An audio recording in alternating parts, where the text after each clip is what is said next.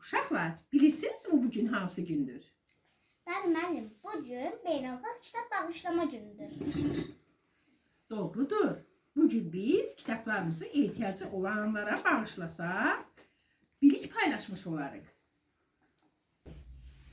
Hörmətli müəllimlər və əziz dostlar, bu gün biz kitabın dəyərindən danışırıq. Kitab insanın ən yaxın dostu, biliyə gedən yolun işığıdır. Hər açılan səhifə bizi yeni dünyalarla tanış edir. Kitab oxuyan insan savadlı, dünyagörüşlü və güclü olur. Gəlin kitabı sevək, qoruyaq və bir-birimizə kitab hədiyyə edərək məlumat toplayaq. Çünki bir kitab bir insanın həyatını dəyişə bilər.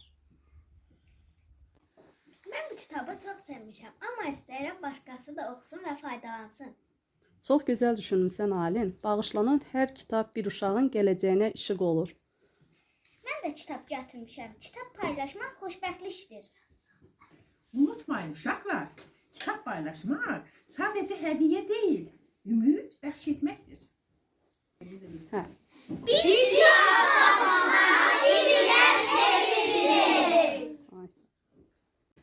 Uşaqlar, getdiyiniz kitabları kimə istəyirsinizsə hədiyyə verə bilərsiniz. Mən evdən kitab gətirmişəm. Bu kitabı da Sabuya bağışlamaq istəyirəm. Sağ ol əziz dostum. Sən də sağ ol Sabuy.